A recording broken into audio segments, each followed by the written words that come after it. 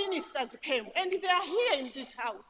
They came, they informed that we, the families, they are at liberty to get a medical personnel to do the autopsy for their relatives.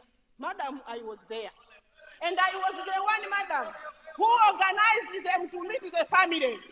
Madam, we as a family, we opted to get Zamalala, one of the medical pathologists in Malawi, to do the post-mortem, just to be refused by this minister, by this government. And the inquiry, madam, it is saying that Zamalala. Honorable members, 1 minute to go. Conclude your presentation. In concluding, madam, we did not hire the pathologist as an observer. We did not hire a pathologist as an observer. We hired him to do the postmortem. Because you are making noise. What do you want me to do? Denied him. You are making noise. I'm unable to hear her. Denied him. This administration denied the pathologist to do the autopsy for the reasons well known to themselves.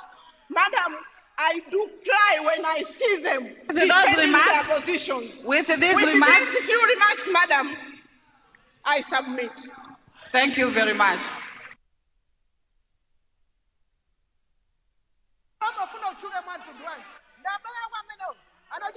Honorable Deputy Leader, I give you the floor. No, wait, you will come after her. You will come after her, yes. You will speak after her. Deputy Leader, I give you the floor. If that is the case, then the Honorable Chief Whip stood when she was speaking, and the leader there for you, therefore, stood when she was speaking. Then